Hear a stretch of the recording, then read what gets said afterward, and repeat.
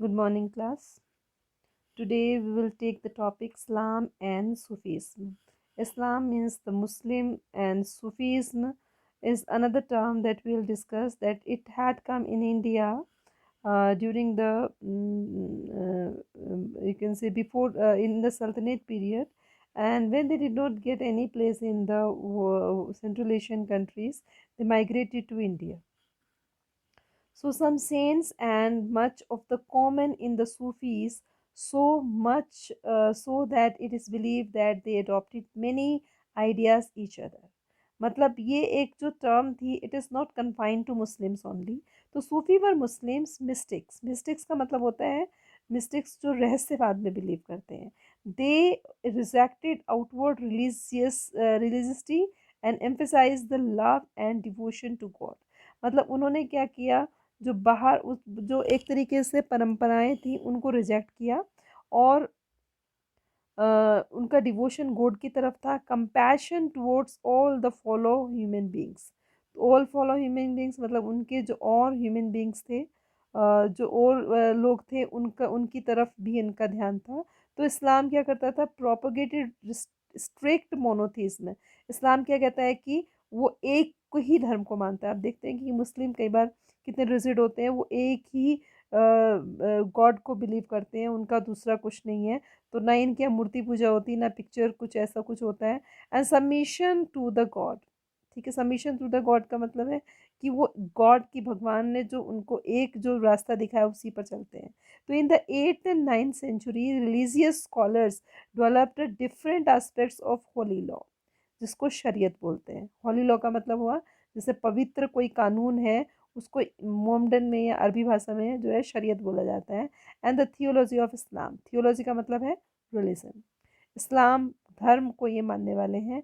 And why the religion of Islam gradually became more complex, Sufi provided it with an additional dimension that favored a more it with an more personal devotion to God.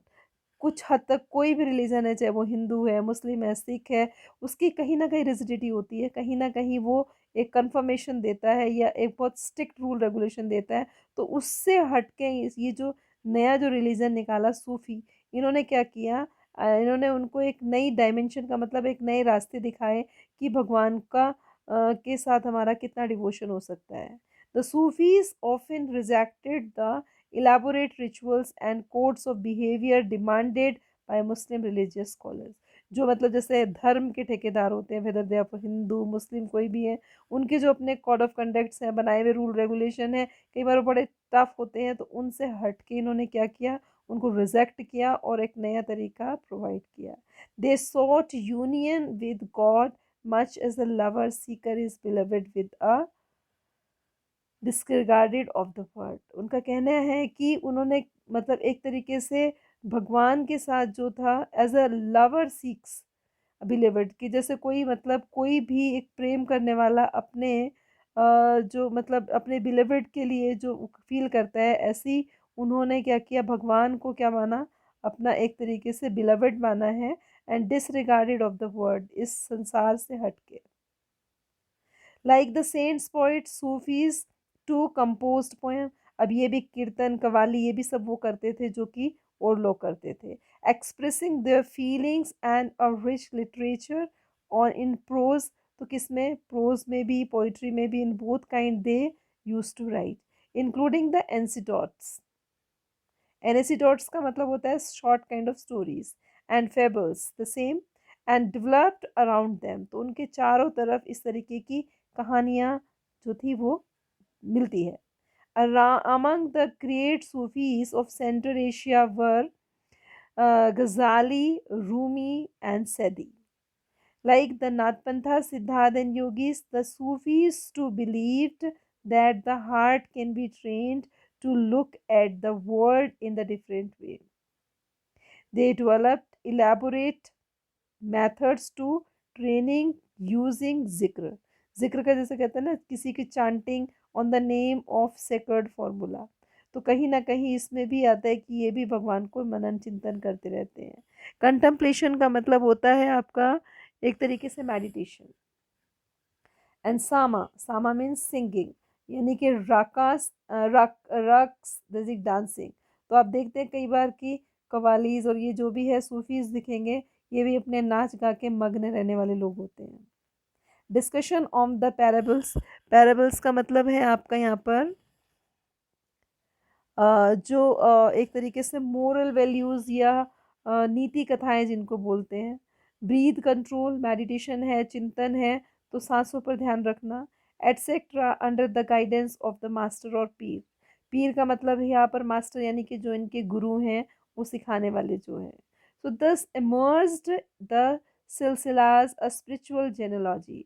सिलसिलाज का मतलब होता है कोई भी चीज़ continuation में, spiritual मतलब beyond this world, genealogies का मतलब है कोई भी जो जिससे भगवान के अवतार इनके हुए हैं, मोहम्मद और पैगंबर जो भी हैं, मतलब उनकी से रिलेटेड जो भी स्टोरीज हैं उनकी चर्चाएं करना। Of Sufi teachers each following of the slightly different method, तरीका, तरीका मतलब हिंदी में हम तरीका बोलते हैं, तो इनका डिफरेंट तरीका हुआ काम करने का, गाने का, भगवान को मनाने का। इंस्ट्रक्शन एंड रिचुअल प्रैक्टिस, ठीक है, जो भी ये रिचुअल प्रैक्टिस करते थे। So a large number of Sufis from Central Asia settled in Hindustan from 11th century. As I told you in the beginning that बहुत सारे लोगों को जहाँ वर्ल्ड में किसी कंट्री में जगह नहीं मिली, they shifted to India. And the process was strengthened with the establishment of Delhi Sultanate. और इन्होंने काफ़ी दिल्ली सल्तनत में भी अपना influence छोड़ा.